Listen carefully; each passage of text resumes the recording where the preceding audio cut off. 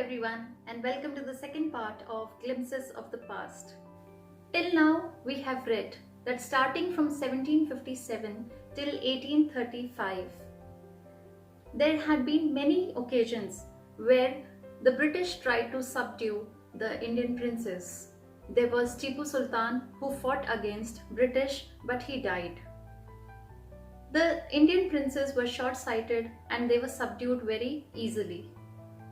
Then there came a difference of opinion amongst the Indians. Some thought that British were helping them, while others thought that British were enslaving them. The religious preachers started to preach the customs like untouchability and child marriage. Then came Raja Ram Mohan Roy from Bengal, who wanted to stop this, who told everyone that religions are all same. He even started newspaper, but then again it was stopped by British. The artisans, the farmers, the entire Indian community was heavily taxed, while on the other hand, British were making riches and fortune. They were thriving over Indian industries, while the industries of our country lay in ruins. This is the story that we have known in the first part of the chapter. In case you have missed that video, you can click on the link given in the description of this video. From here, I'll take on to the next part of Glimpses of the Past by S.T. Sawant. Education in India was in Persian and Sanskrit. In 1835, an Englishman named Macaulay suggested a change. We should teach the natives through the English language. I agree. English education produced clerks to whom the British gave petty jobs under them. Incidentally, it also produced a new generation of intellectuals. We must educate our brothers. And try to improve their material conditions. For that, we must convey our grievances to the British Parliament. By 1856, the British had conquered the whole of India. You can see in the map also, now the yellow area representing on the map belonged to the princely states, whereas the pink area on the map belonged to the British area. They cared little about the needs of Indians. Our kings have become puppets and we have lost our old jobs and lands. They are converting our brothers. You only talk. Do something to drive them out.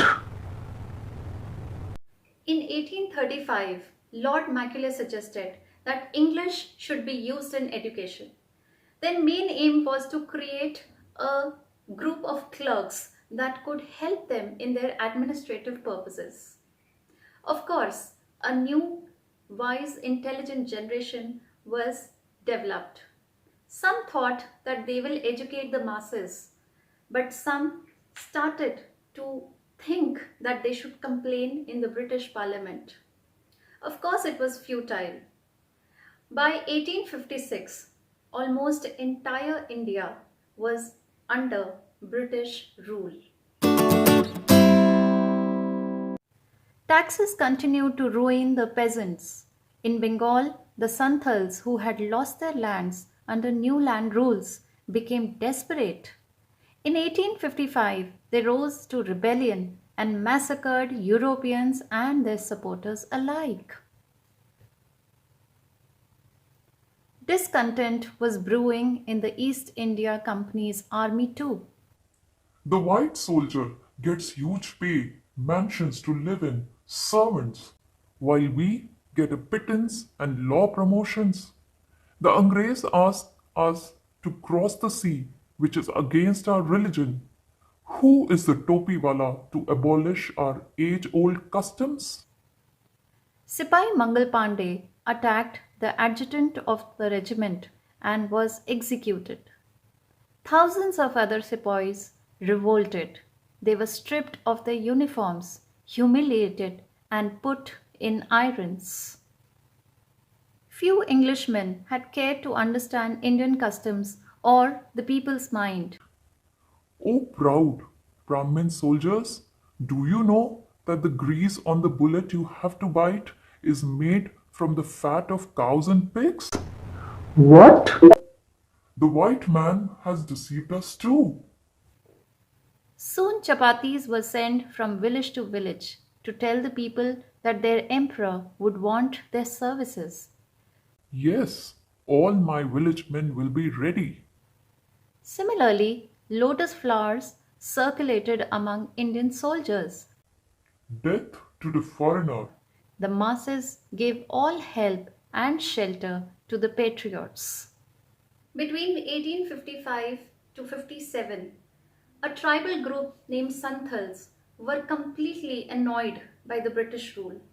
They had lost their lands and they started to retaliate by killing many Europeans and their servants alike. There was humiliation in East India Company's army too. The Indian soldiers were stripped of their uniforms and they were beaten up. But when they came to know that they had to bite off a bullet which consisted of the fats of cows and pigs, they could not tolerate this. But soon the movement for freedom started to gear up. They started circulating messages via chapatis and circulating lotus flowers amongst the masses. And there was Mangal Pandey, who tried to retaliate, who tried to fight off the British soldier, and he killed one adjutant of their army. But later on, he was executed. Then there was a violent outbreak at Meerut. The Sipais marched to Delhi. Long live our Emperor Bahadur Shah. The rebellion spread wider. Many landlords had lost their lands because of the British policies and they were sore. The white man's rule must end. Yes, we will help you. The famous revolt of 1857 started from Meerut. The Sipais marched to Delhi and started praising Bahadur Shah Zafar. He helped them in this rebellion, but this rebellion was spreading like fire. Even the landlords who had lost their lands started to join the movement. Every Indian, man, woman, child, everyone started joining this movement and they realized that it was time for British to leave the country. Many former rulers like Begum Hazrat Mahal of Lucknow were bitter. The white man has taken away my kingdom. Popular leaders like Maulvi Ahmadullah of Faizabad told the people, Rise, brothers, rise. The Angrez is ruining our land. they joined the upsurge against the foreigner. The people rose everywhere in Bareilly, Kanpur, and Allahabad. Azimullah Khan told Tatya Tope, We should have Peshwa Nana Sahib as our leader in this war of independence. the patriots pounced upon the British and fought pitched battles all over North India. 80-year-old Kunwar Singh of Bihar received a bullet in his wrist. Mother Ganga, this is my last offering to you. So by 1857, many rulers like Begum Hazrat Mahal and Maulvi Ahmadullah had also started to grow unhappy with the British rule. Azimullah Khan advised Tatya Tope to start off with a war of independence. While there's another story of Kunwar Singh of Bihar who was shot by a bullet on his wrist, and to save himself, he cut off his wrist and gave it to River Ganga. So by the end of 1857, while we have seen the incidents now, we know that entire India had jumped into this rebellion against British. They had jumped into the fire of revolt against British rule. And then the rest is history. We know what happened after that.